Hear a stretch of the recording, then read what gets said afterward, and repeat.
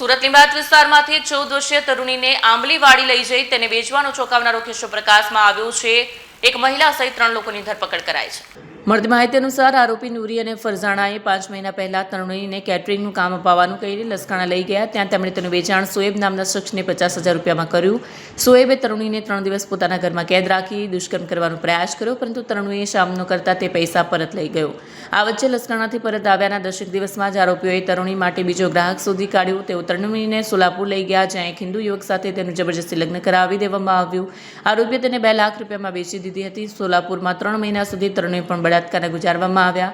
આ ઘટના 25 ડિસેમ્બર 25ના રોજ પ્રકાશમાં આ ઘટના 25 નવેમ્બર 2025ના રોજ પ્રકાશમાં આવી હતી। લીંબાયત પોલીસે તપાસ શરૂ કરતા મુખ્ય આરોપી ફરઝાણા ઉર્ફે ફજ્જો પાનોલી વિસ્તારમાં છેલ્લા 5 વર્ષ મહિનાથી છુપાયેલી હોવાનું સામે આવ્યું। પોલીસે તેની અને અન્ય આરોપીઓની ધરપકડ કરી વધુ તપાસ હાથ ધરી છે। કેમેરામેન હકીમ શેખ સાથે વસીમ હાસમીનો રિપોર્ટ, આઝાદ ન્યૂઝ, સુરત।